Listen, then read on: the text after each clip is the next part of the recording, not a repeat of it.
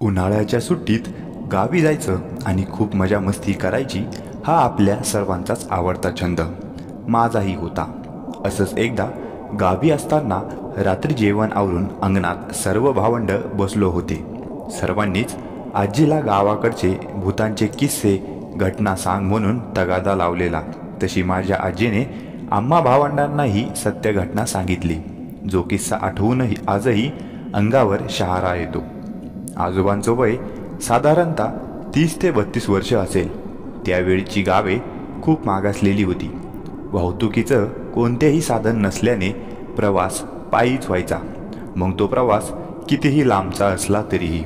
एक दिवस आजोबांच्या बहिणीला मुलगा झाल्याची आनंदाची बातमी आली आणि बाळाला पाळण्यात घालण्याचा कार्यक्रमच सर्वांना निमंत्रण आलं.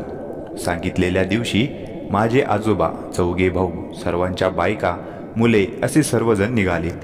वाट किर्र आणि दाट जंगलातून होती.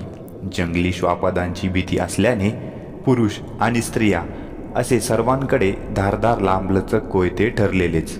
उन्हाळ्याचे दिवस असल्याने फणस, आंबे, करवंदे, जांभळे असा रानमेवा खात प्रवास सुरू होता.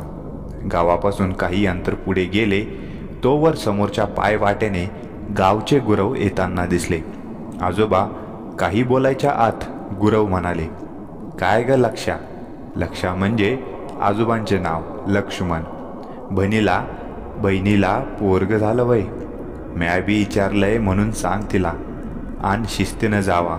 2 दिवसापासनं वाटतं या काहीतरी इप्रीत होणार. बायका पोरासनी सांभाळून ने. चलतो म्या. वैगा म्हणून आजोबा पुन्हा वाटेला लागले. कार्यक्रम संध्याकाळी होता त्यामुळे सर्वजण निवांत एकमेकांशी बोलत, तर मुले दंगामस्ती करत चालले होते. पण माझी आत्या विमल, जी त्यावेळी अवघी 6 ते 7 वर्षांची होती, एरवी दंगामस्ती करणारी, पण त्या दिवशी एकदम शांत होती. सर्व गावामध्ये पोचले तेव्हा संध्याकाळ झाली होती. सगळेच कार्यक्रमात गुंग झाले होते, तर लहान मुले आपापल्या खेळात दंग झाली होती. पूर्ण अंधार पडला होता. दिवे लावणीची वेळ झाली. कार्यक्रम संपला. पुरुष माणसं जेवण करून बाहेर सोप्यामध्ये गप्पा मारत बसले होते. सुपारीची खांड आडकित्यात फोडून त्याचे तुकडे चघळताना इकडच्या तिकडच्या गप्पा रंगू लागल्या. मध्ये ठेवलेल्या दिव्याची वात कोणीतरी मोठी केली. तशा पांढऱ्या मातीच्या भिंतींवर त्यांच्या सावल्या आणखी गडद झाल्या. त्या भिंतीवर चुन्याच्या बोटांना ओढलेल्या रेघांचं ते सुरेख नक्षीकाम आणखीनच उठावदार वाटत होतं. अचानक माझघरात बायकांचा गोंधळ सुरू झाला. आजोबांनी काय झालं विचारलं.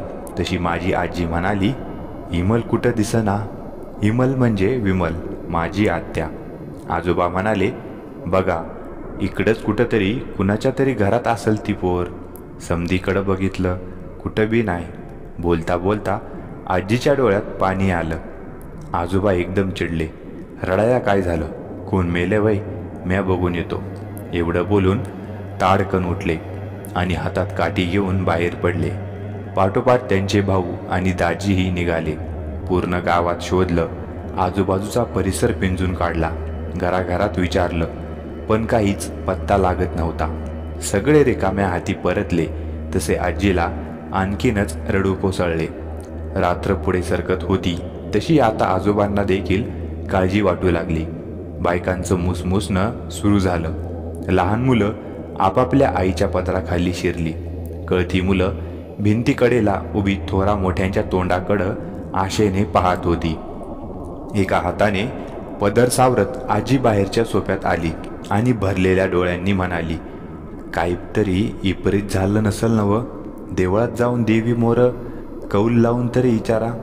एवढं बोलून पुन्हा आजी धाय मोकलून रडू लागली. आजीचं बोलणं संपतं न संपतं तशी सर्व पुरुष मंडळी गावच्या गुरवाकडे निघाली. तरातरा चालताना आजोबांच्या मनात नको नको ते विचार येऊ लागले. एखाद्या जंगली जनावरानं तर ओढत नेलं नसल माझ्या पोरीला? नाही नाही नाही, असलं ती व्यवस्थित. सर्वजण गुरवांच्या घरी पोचले. हाक दिल्यानंतर गुरवांचा मुलगा बाहेर आला. मळका पांढरा शर्ट आणि ठिगळ लावलेली खाकी चड्डीवर खेचतच विचारू लागला, काय हो, तुझा बा कुठं आहे र? सोबत आलेल्यांपैकी एकानं विचारलं. आबा पारावर असल. एवढं बोलून त्या पोरानं जोरात हाक दिली. ए आबा, कोण तर आलंय बघ. एवढं बोलून पुन्हा आत पळाला. पार घरापासून काही पावलांवरच होता. पार म्हणजे आंब्याच्या झाडाभोवती बांधलेला कट्टा. सर्वांनी मोर्चा पाराकडे वळवला. समोरच्या एका वयस्कर व्यक्तीने हातात चुना तंबाखू अंगठ्यानं मळत विचारले, कोण ग? त्यावर आजोबांचे दाजी बोलू लागले, अगं मी शिरपा. शिरप्या तू एवढ्या रातचा? मेवण्याची पोर कुठं गावना, लय उडकली, पण काही बी सुगावा लागना तिचा. घरात बायका हाणून बडवून घ्यायल्यात. तवा कौल बघून काय झालं ते तुम्हीच सांगा. सगळेच गंभीर झाले. दीर्घ श्वास घेत गुरव खाली उतरले. मळलेली तंबाखू जमिनीवर टाकून बटवा पुन्हा बंडीच्या खिशात सारला आणि देवळाच्या दिशेने चालू लागले. तसे सगळे लोक त्यांच्या पाठोपाठ निघाले. त्या काळी गावं अविकसित, घड्याळं गोरगरिबांच्या आवाक्याबाहेर. वेळ अंदाजेच मोजली जायची. 9 ते 10 वाजले असावेत. सर्वजण देवळात पोहोचले. देवीला नमस्कार करून सर्व देवळाच्या पायऱ्यावर गाभाऱ्यात जिथं जागा दिसेल तिथं बसले. गुरुवांना कौल लावण्यास सुरुवात केली. सर्वांच्या नजरा गुरुवांकडे स्थिरावलेल्या.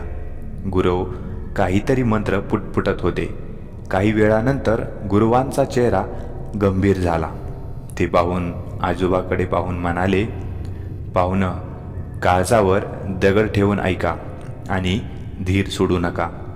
आजोबांच्या डोळ्यात पाणी तरळले. काय झालं माझ्या पोरीला? त्यावर गुरव म्हणाले, धीर धर, पोर जिद्दी हाय. पण काय? पण कोंबडं आरवायच्या आत ती संपल. आजोबांनी जड अंतकरणाने प्रश्न विचारला, म्हणजे काय झालंय? जनावरानं काय केलंय काय? गुरव म्हणाले, नाही, जनावरानं नाही, एका पिशाच्यानं नेलंय तिला. ती अजून जिद्दी हाय, पण रातभरात आल्यावर ते तुझ्या पोरीला सपविणार. कुठं आहे ती आता? पुन्हा आजोबांनी प्रश्न केला. त्यावर गुरव म्हणाले, इथनं 5 कोस लांब, भूताच्या जाळीत. तुझं धाडस तुला तारल, तुझं ब्या तुला मारल. एवढं बोलून गुरव शांत झाले. भूताची जाळी हे इथल्या जंगलातील पिशाच्याचा ताबा असलेले ठिकाण, जिथं इतकी गर्द झाडी आहे की दिवसा देखील सूर्य दिसत नाही. भूताची जाळी नाव ऐकल्यावर सर्वच भयभीत नजरेनं एकमेकांकडे पाहू लागले.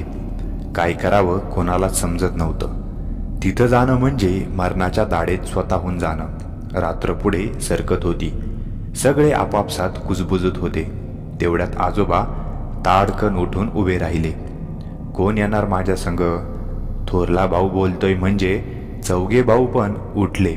तसे आजोबांचे दाजी व गावची 10 ते 12 गावकरी पण जाण्यासाठी तयार झाले. समद्यांनी देवी मोर साकडं घाला आणि निघा, रात मध्यान्न व्हायला आली या. तुम्ही परत येस्तवर म्या देवीला गारानं घालीन. देवीसमोर नतमस्तक होऊन आणि गुरुवांच्या पायाला हात लावून देवळातून बाहेर पडले. आजोबा सर्वांना उद्देशून म्हणाले, तयारी करून लगेच निघूया. सगळे आपापल्या घरी परतले आणि निघण्याची तयारी करू लागले. आजोबा पुन्हा बहिणीच्या घरी परतले. स्त्रियांना काहीच न बोलता हातातली काठी दारामागे ठेवली. आजोबांनी डोक्यावरचा फेटा काढला आणि डोके आणि चेहऱ्याभोवती असा बांधला जेणेकरून फक्त डोळे उघडे राहतील. डाव्या हातात मशाल पेटवून घेतली आणि उजव्या हातात 3 फूट लांबीचा धारदार कोयता. त्यांच्या दाजीनं कुऱ्हाड कमरेला लावली आणि कंदील पेटवून घेतला. रात्र मध्यावर आली होती. ठरल्याप्रमाणे पारा जवळ सर्वजण एकत्र आले. 15 ते 16 जण असतील. झाकलेले चेहरे, हातात पेटत्या मशाली, कंदिलं, कुऱ्हाडी, धारदार कोयते अशा तयारीने गावाबाहेर पडले. सर्वजण एकमेकांशी काही न बोलता चालत होते. वातावरण कमालीचं गंभीर बनलेलं. गाव थोडं मागे पडलं. तशी जंगलातून जाणारी एक चिंचोळी पायवाट लागली.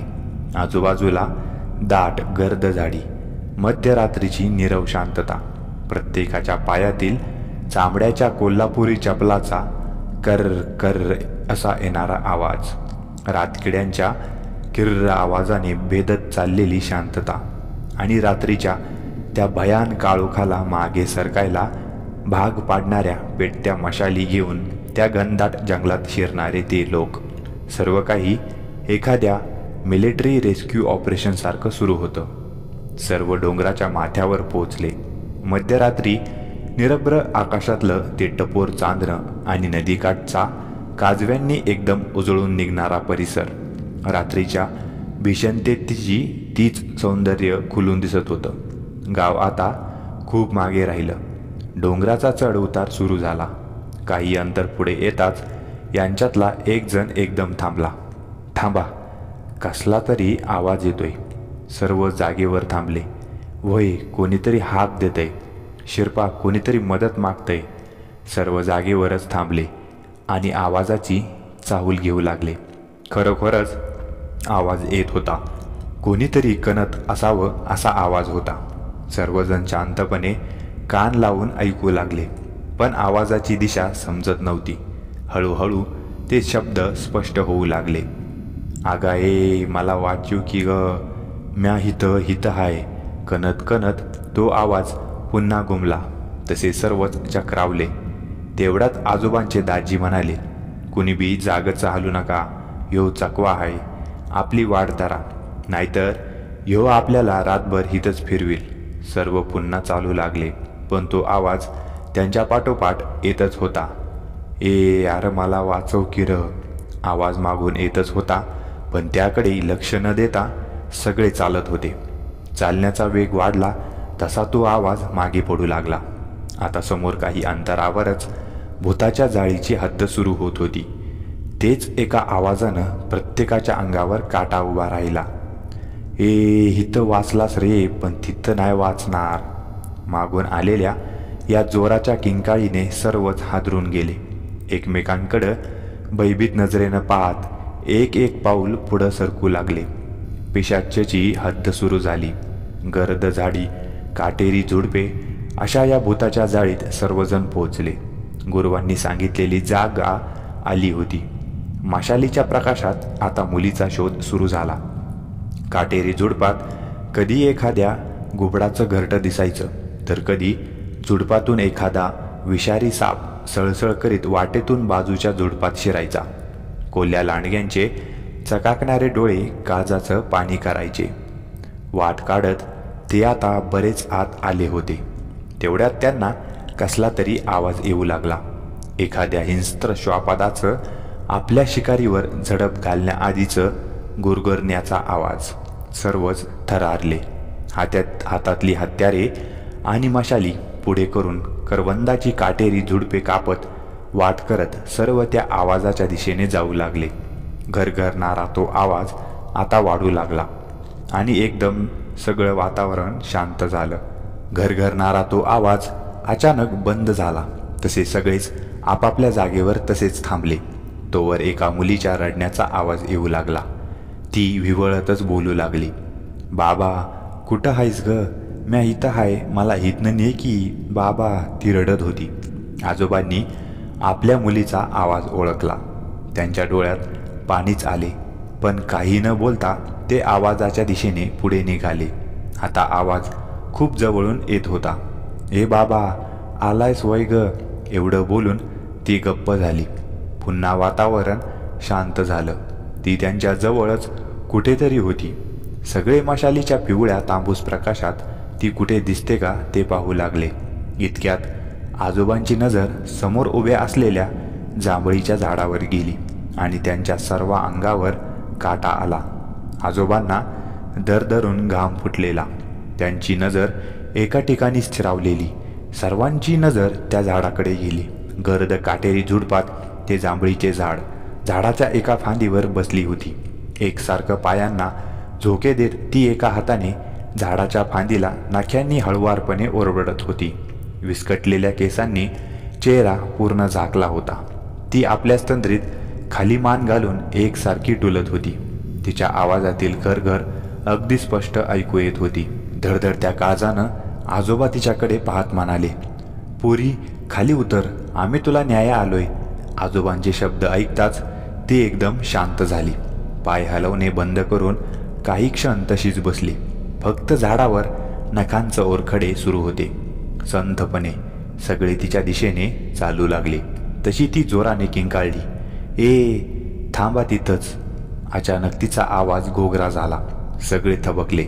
तिने झाडावरून उडी मारली आणि झुडपात तशीच उभी राहिली. पुन्हा तिच्या आवाजातील घरघर वाढू लागली. "आल्या मार्गी परत जा, नाहीतर एकाला बी जित्ता नाही सोडणार." एक 6-7 वर्षांची मुलगी हिंस्र घोकऱ्या आवाजात बोलत होती. सगळे थक्क झाले. थोडं धाडस करून आजोबा पुढे गेले.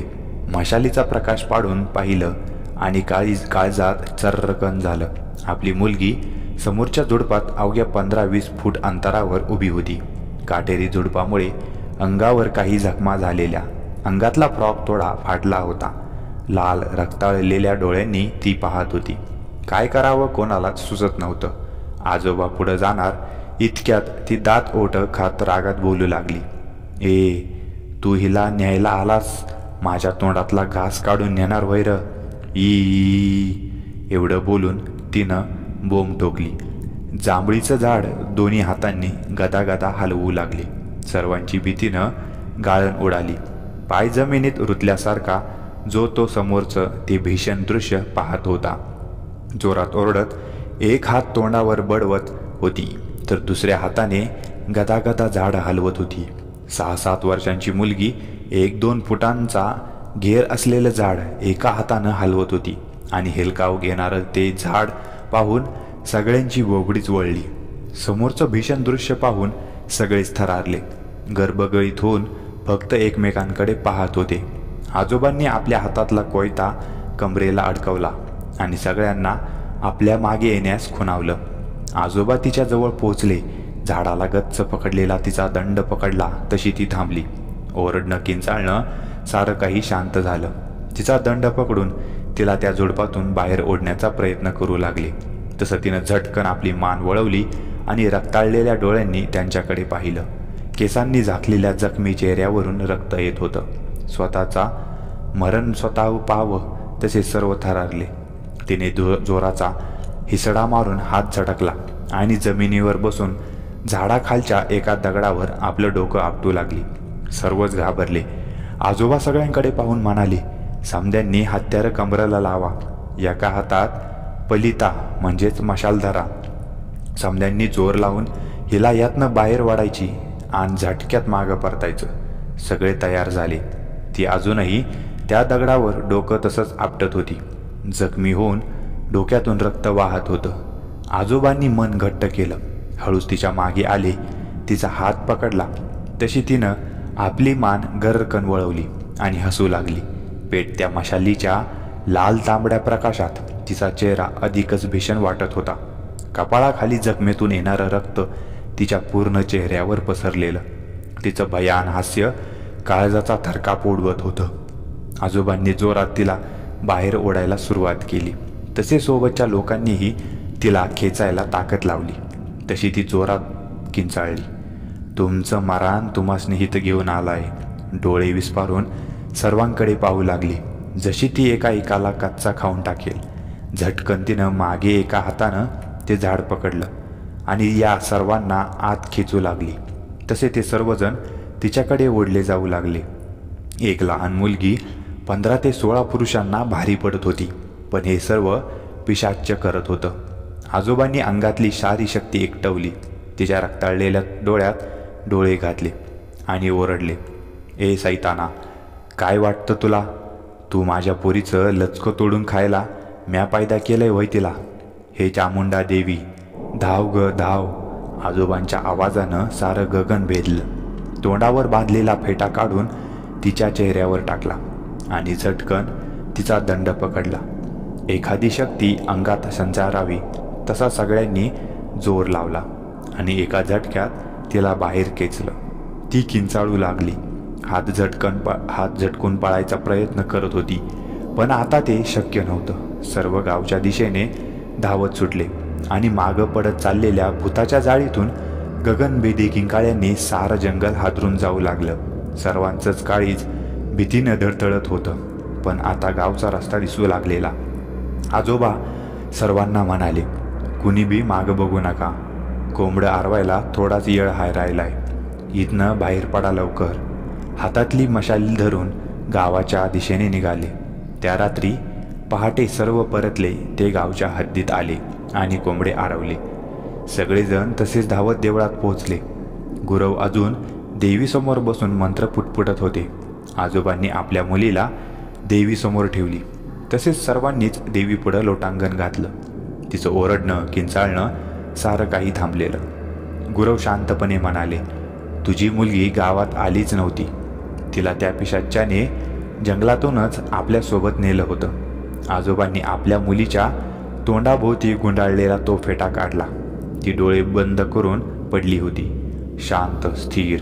सकाळी तिला जाग आली, पण जे घडलं त्यापैकी तिला काहीच आठवत नव्हतं. सर्वांनी सुटकेचा निश्वास सोडला. अशा तऱ्हेनं एका भीषण युद्धाचा अंत झाला. मित्रांनो, तुम्हाला ही कथा कशी वाटली ती कॉमेंट करून सांगा व व्हिडिओ आवडला असल्यास एक लाईक करा व चॅनलला सबस्क्राईब करा. धन्यवाद.